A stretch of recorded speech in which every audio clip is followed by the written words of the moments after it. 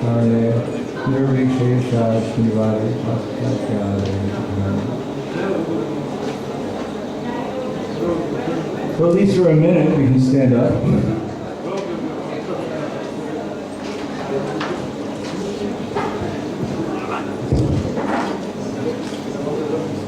So this is another exercise.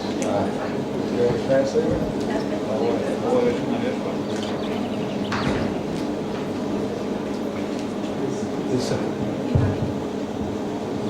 This is something new I learned. Govardhan, can you hear? Is everyone hearing? Разумеете?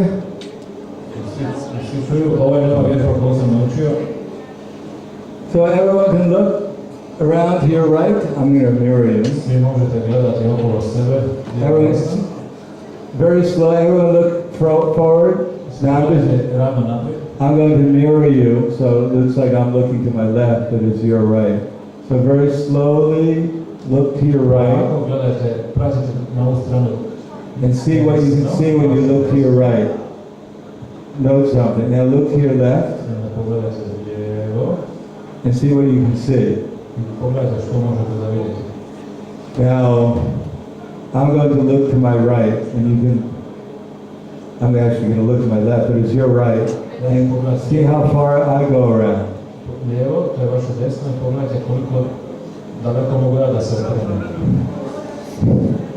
And you go.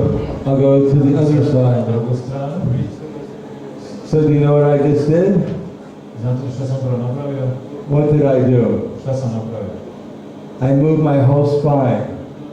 So everyone could gradually move. These are the hips. So move your hips around, move your whole spine around, move your neck around, left, and come back and then do the other side.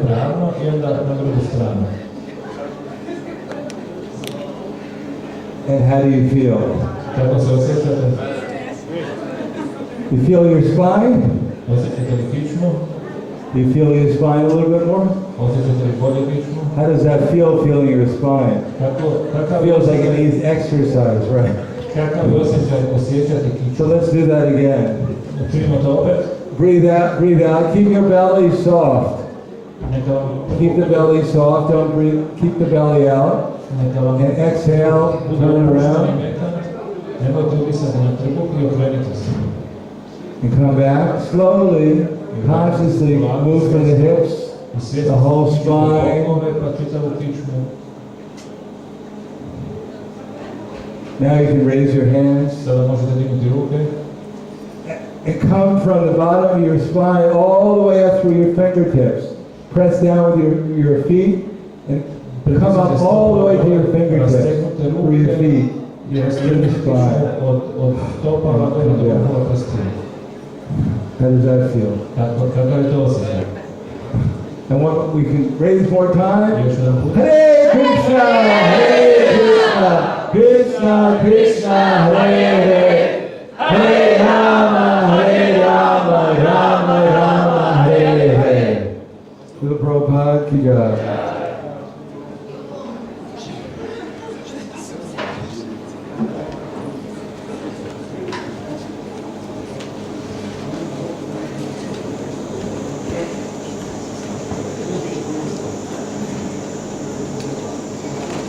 Yesterday I left off, we were talking about what happens when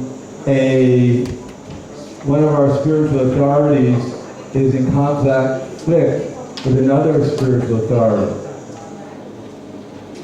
It doesn't necessarily have to be that they're physically fighting, or even that they're, well, it could just be subtly that one has a particular viewpoint, another has a completely different viewpoint, so it seems like there's a conflict going on. Is there any reality? Or is reality based upon everyone's viewpoint? Is there an absolute viewpoint? Is there actually a super soul? who has his viewpoint. Is there actually a God who actually knows what's going on, and that we can find out from him what's going on?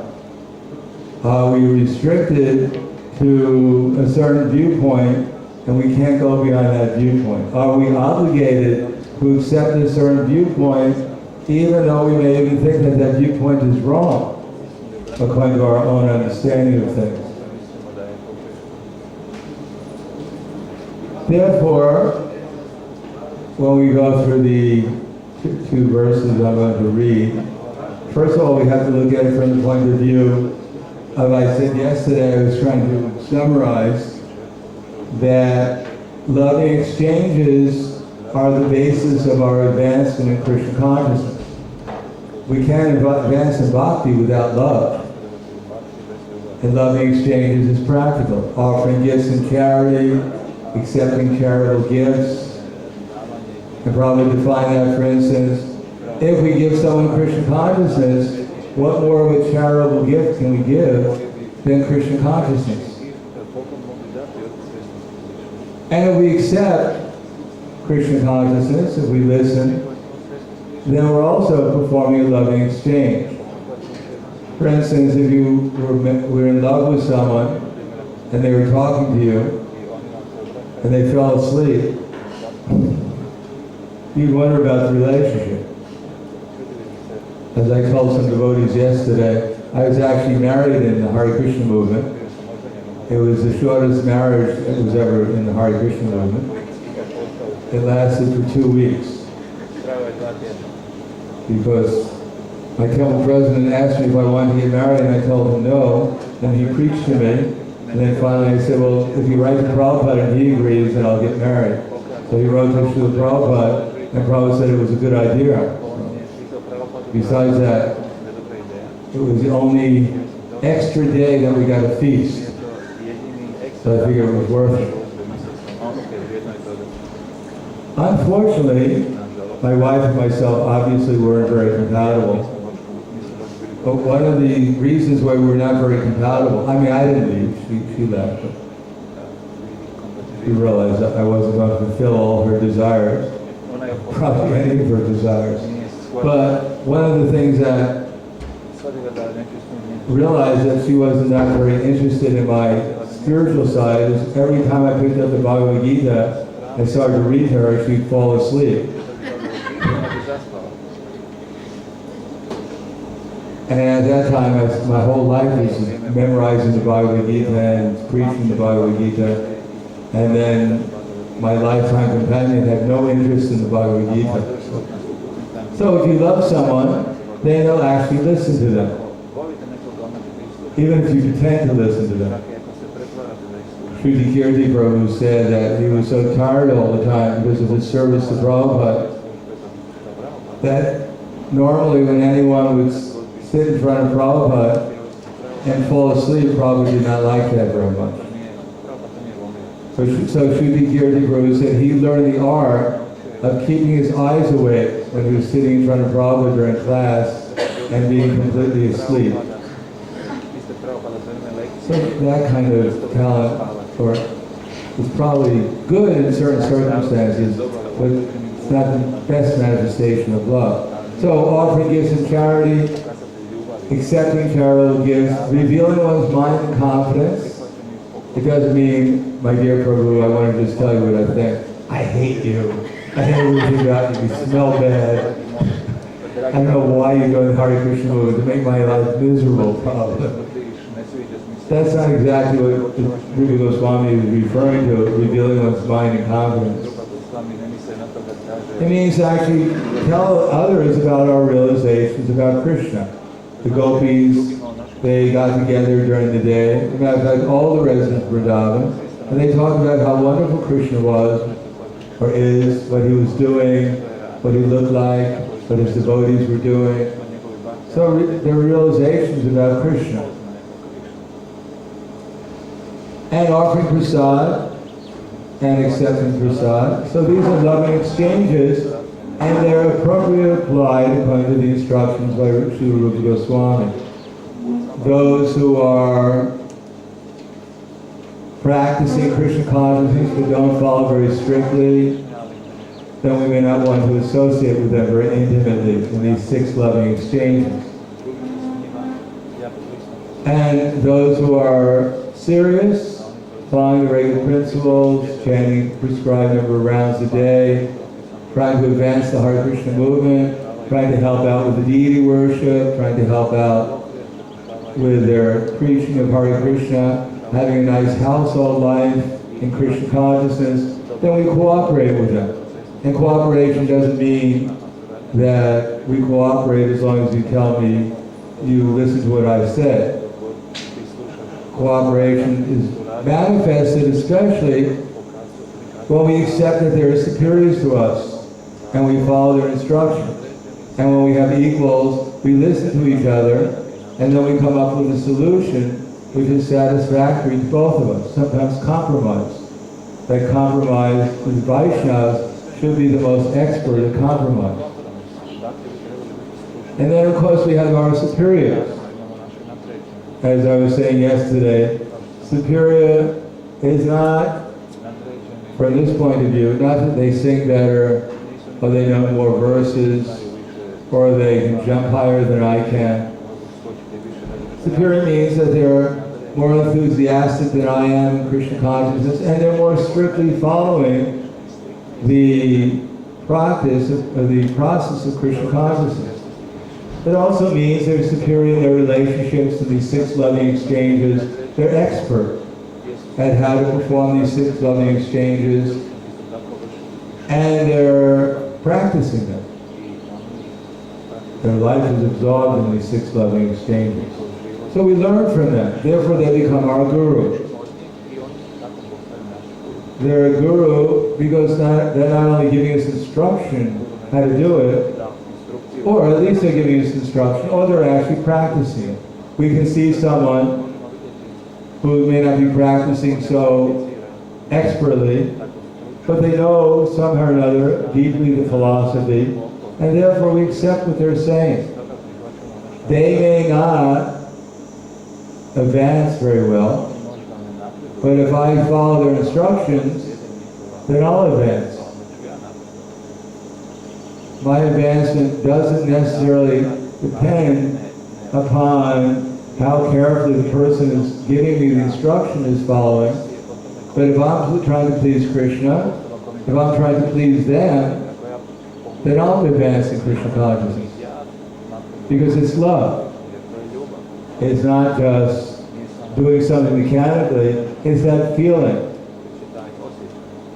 Or as Prabhupada writes, the secret of advancement, that the satisfaction of the self-realized spiritual master is the secret of advancement in Krishna consciousness. Chapter 4, verse 34, Bhagavad Gita in purport. So satisfaction of the self-realized soul. So who's the self-realized soul? That is, we'll talk about that. Who's the actual self-realized soul? What it means to be a self-realized soul?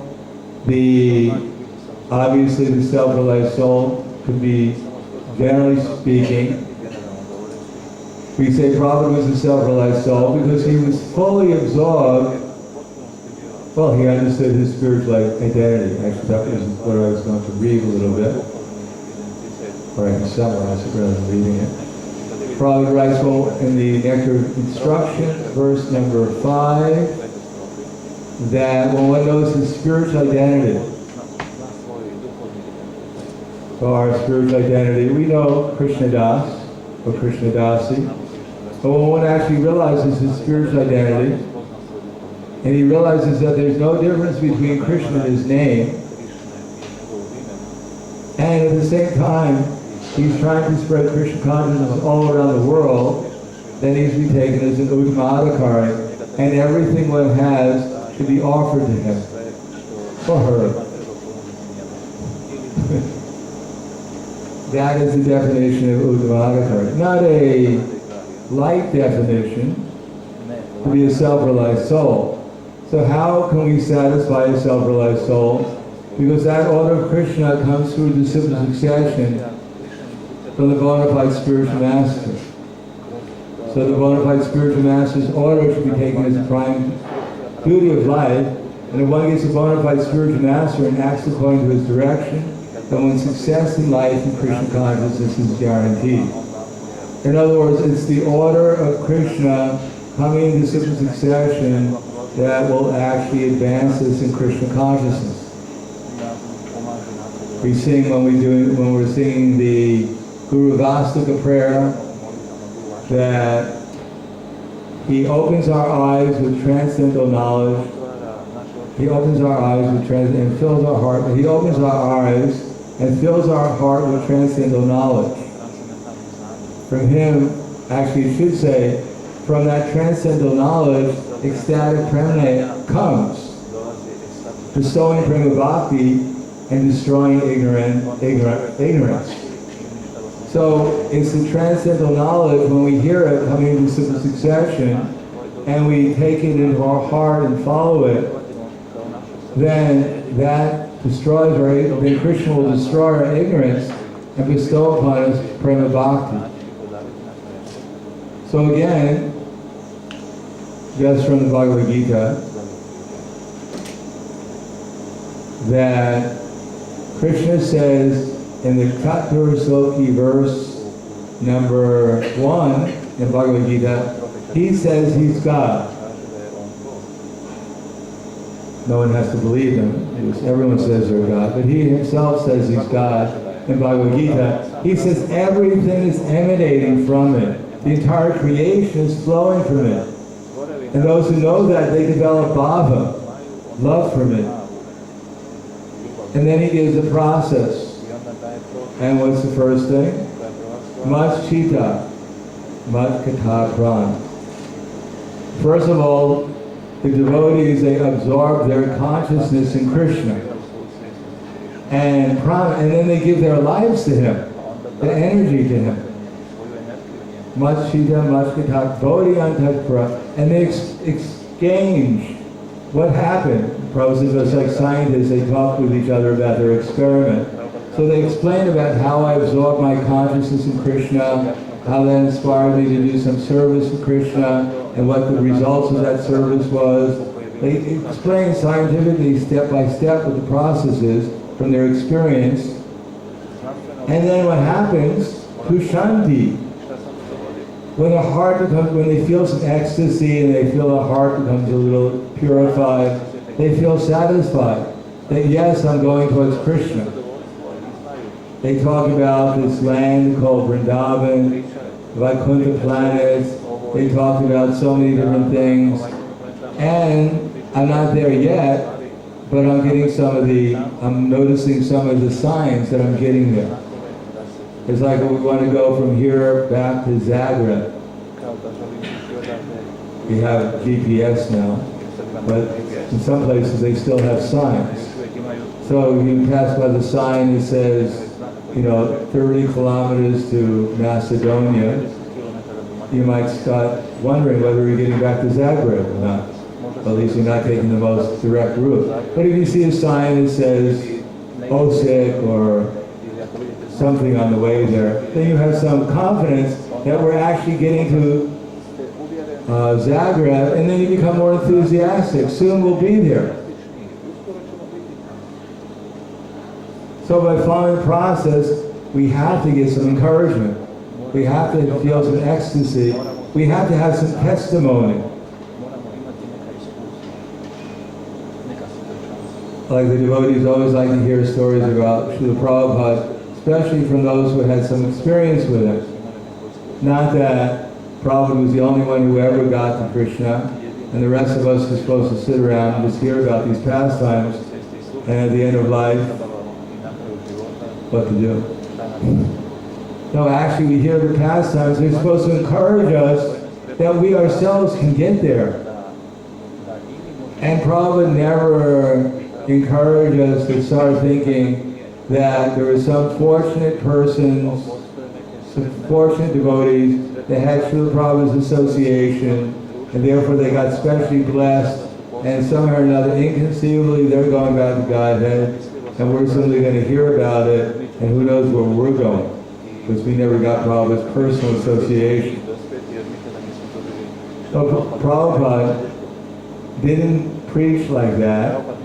He preached that, I was just a little sideline. I had Prabhupada's association, especially in the early 60s.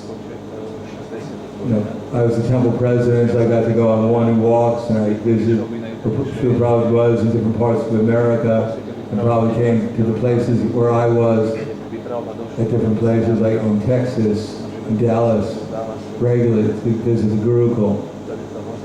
But when I associated with Prabhupada one time, the thing that struck me the most is that the things that I was reading in the back of Godhead or in the Bhagavad Gita or whatever, Srimad Bhagavatam, was the exact same things he was saying in his darshan. There wasn't some special thing he was going to say that if I wasn't there I was going to miss it. And therefore I realized that if I was going to actually serve Prabhupada, it wasn't going to be by following him around, but by following his instructions. And indeed, every letter that Prabhupada ever wrote to me, that's what he encouraged me to do. Go out and distribute books. One time he wrote to me, he said that, Prabhupada knew my heart better than I knew my heart. He said one time, he said that, go all around the world and spread Krishna consciousness. And make your goal in life to go back to Godhead without any further delay. So, probably he knew what I was doing. One time he wrote to me, he said, just like Krishna on the battlefield of Kurukshetra, Arjuna was carrying out his orders and fighting. So similarly, you should go out and distribute books all around wherever you are, and Krishna will be very satisfied with what you're doing. So Prabhupada somehow or another knew I had an attraction to the Bhagavad Gita, and he knew I was doing book distribution. So, but Prabhupada never said, join with me, I know if you want to make any advancement, you need my personal association. He said the exact opposite. Vani is more important than Bhakti. So that Vani is actually coming to us. It's coming to us in the books.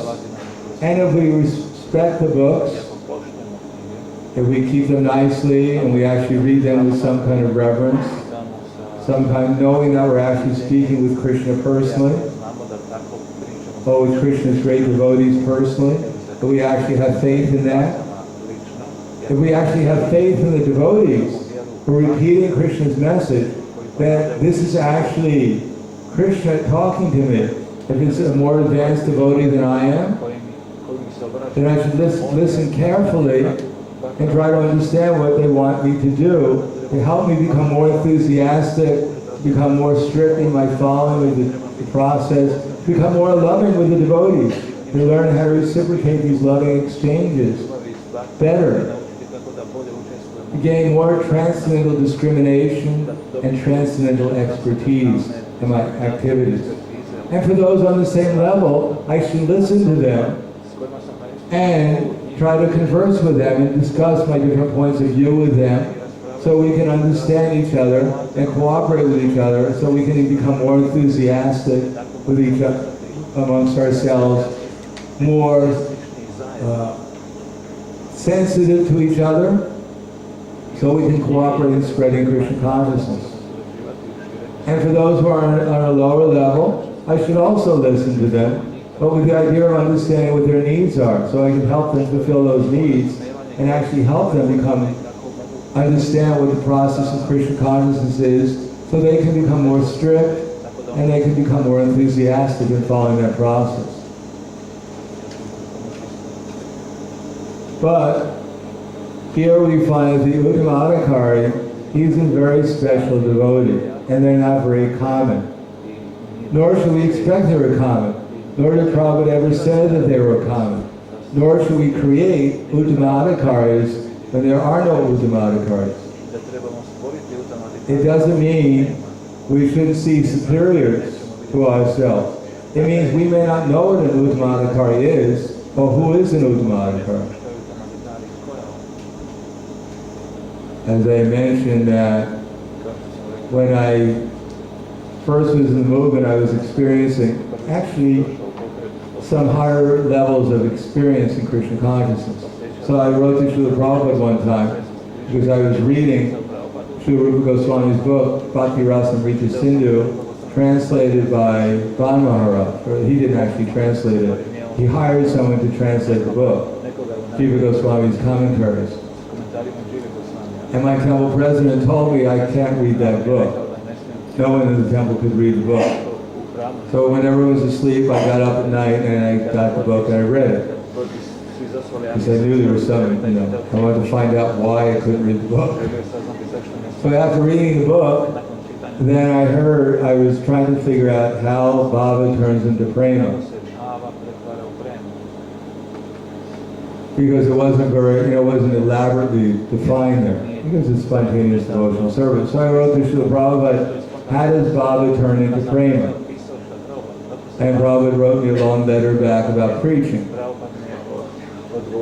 page letter about preaching. And then at the end of the letter he said that as far as your question goes, how does Bhava turn into prema, there's no need for you to trouble yourself over such advanced topics at the present time. Shortly my book Nectar of Devotion will come out and you can read about it in there. Who's an Uttamadhikari? We should understand what the symptoms are, and the more advanced we are, then probably what will happen is we'll understand how exalted an Uttamadhikari is. To me, is completely inconceivable. Except I had Prabhupada's association where I was there, or sometimes Krishna revealed certain things at certain times, but where I could actually see that this devotee, Srila Prabhupada, was an Uttamadhikari. I remember one time I was, as I've said before, I was in Boston, and Prabhupada, the first thing I noticed was that Lord Chaitanya Mahaprabhu there's a picture in the Boston Temple which is still there, and Lord Chaitanya Mahaprabhu has his arms out like this, and the Sankirtan party is behind him. And we were doing bhajan in the temple in Boston, and suddenly the picture became effulgent, and I felt Chaitanya Mahaprabhu's presence with the Sankirtan party there. It was very blissful, and I didn't understand why. And then suddenly Prabhupada walked up the steps of the Boston temple, and the whole room became Vaikuntha. I couldn't remember what I was worrying about, although I tried. And then Prabhupada sat on the Vyasasana, and he looked at me, and he could actually see my spiritual identity. And then Prabhupada sat there, and he talked about Srila Bhaktisiddhanta Saraswati Prabhupada for the whole lecture. Actually, one Mataji came in, I forget her name, Kaushalya. You know Kaushalya? Yeah. She walked in, and then Prabhupada turned to her and said, "Don't fight with your husband." And then Prabhupada started to talk, it was Srila Bhaktisiddhanta Saraswati Prabhupada. I guess it's his disappearance day on that day. And he talked about Srila Bhaktisiddhanta Saraswati Prabhupada. He gave pastime. It was not, unfortunately, I don't know if it was recorded, but for the whole time I was just crying. I mean, I'm apparently not very sentimental. So to get me to cry for a whole hour is pretty unusual. But the Prabhupada's presence was so intense. And then he went down to look at the press, and I was back in the material world again. I remember what I was worrying about. So it was instances like that, convinced me that Prabhupada, besides his instructions, whatever else, that Prabhupada was not an ordinary devotee.